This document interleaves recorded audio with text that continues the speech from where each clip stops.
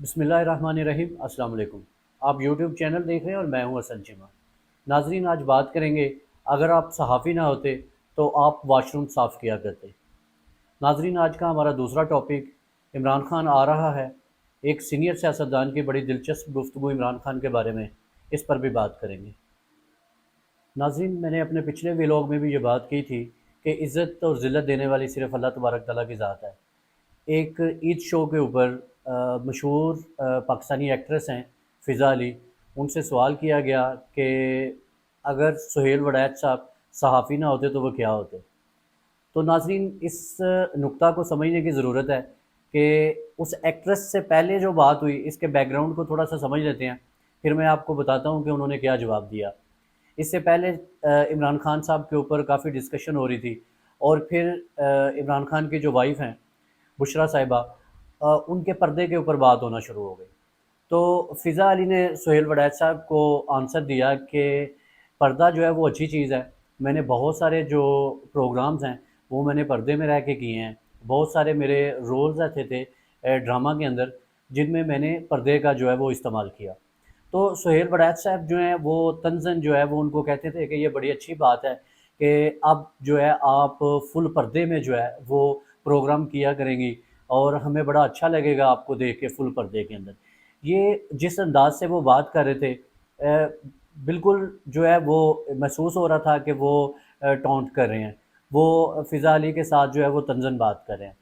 तो फिर जब फ़िज़ा अली की बात आई, तो उनसे पूछा गया कि अगर सुहेल वड़ैच साहब बड़े सीज़न्ड और बड़े सीनियर सहाफ़ी हैं, आपने उनको काफ़ी जो है वो सुना होगा, उनका एक डिफरेंट अंदाज़ है बात करने का।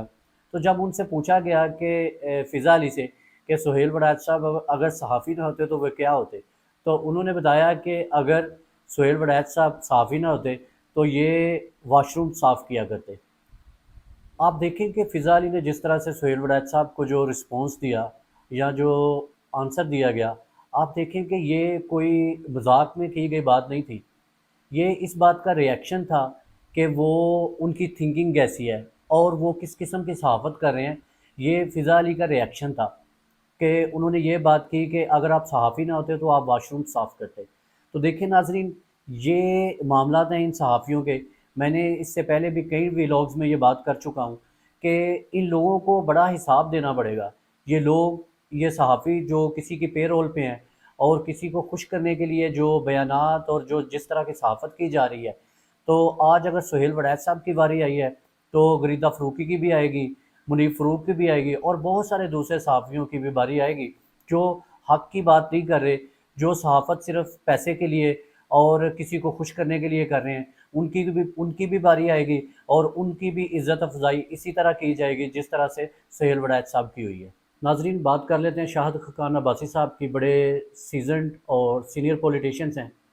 नाज़रीन, बड़ी असूली जो है वो सियासत करते हैं। उनकी सियासत देख के ऐसा पता चलता है कि इनको मुल्क का दर्द भी है, और ये चाहते हैं कि मुल्क के जो मसाइल हैं और आवाम के जो मसाइल हैं उनको हल किया जाए।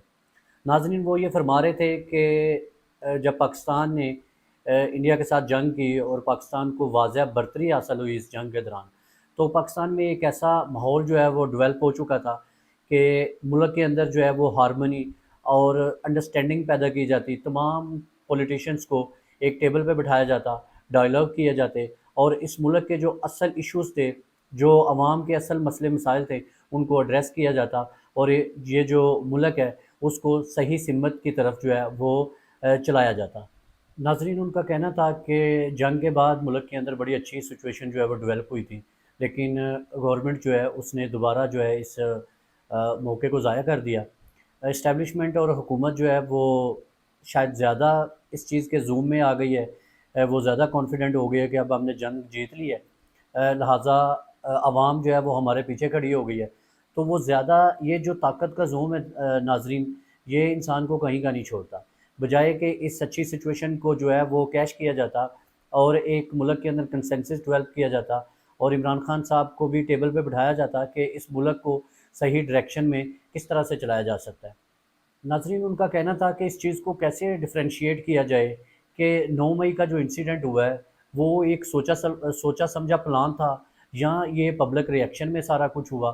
تو اس کو کس طرح سے ڈفرینشیٹ کیا جا سکتا ہے؟ عمران خان صاحب نے کافی دفعہ یہ بتایا ہے یا انہوں نے ڈیمانڈ کی ہے کہ ایک جوڈیشل کمیشن بنایا جائے جو یہ ادراک کرے، جو یہ اس کی جو فیکٹ فائنڈنگ کمیٹی ہوگی وہ یہ ادراک کرے، اس چیز کا پتہ چلائے کہ کیا یہ ایک سوچی سمجھی پلاننگ کے تحت کیا گیا یا یہ ایک پبلک ریئیکشن تھا جس کی وجہ سے یہ ساری جو فوجی تنصیبات ہے اس کے اوپر جو ہے وہ اٹیک ہوئے، جلاؤ گراؤ ہوا۔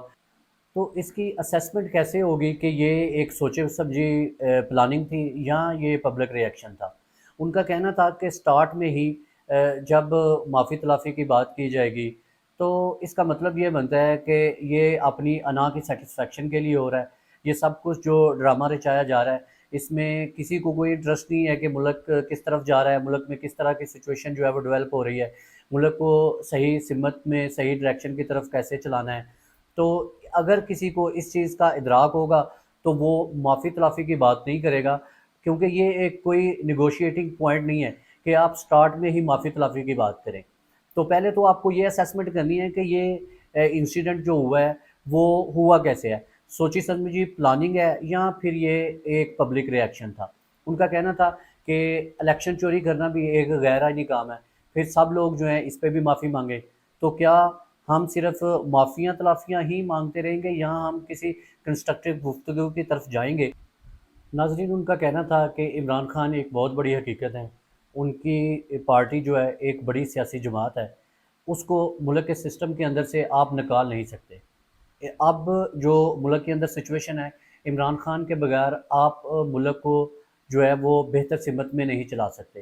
عمران خان کی جتنی پبلک فالوئنگ ہے، جتنی لوگوں میں اس کی پیزرائی ہے، عمران خان کو مائنس نہیں کیا جا سکتا۔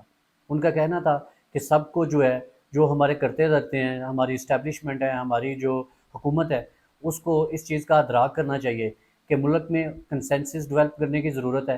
اگر آپ ملک کے مسائل حل کرنا چاہتے ہیں، اگر آپ اس چیز میں انٹرسٹ رکھتے ہیں کہ اس ملک کو رائٹ ڈائریکشن میں چلانا ہے، تو پھر آپ کو تمام سیاسی پارٹیوں کو ٹیبل کے اوپر بٹھانا ہوگا، بشمول عمران خان صاحب۔ ناظرین، شاہد خان عباسی صاحب فرما رہے تھے کہ عمران خان صاحب کے اوپر جو بھی ایلیگیشنز ہیں، جتنے بھی ان کے اوپر جو کیسز بنائے گئے ہیں وہ سیاسی کیسز ہیں۔ عمران خان کا فیئر ٹرائل ہونے دیں، اور پھر جو بھی اس کا حل نکلے گا فیئر ٹرائل سے دودھ کا دودھ اور پانی کا پانی ہو جائے گا۔ اپنا اور اپنے چینل کا خیال رکھیے گا۔ اللہ حافظ۔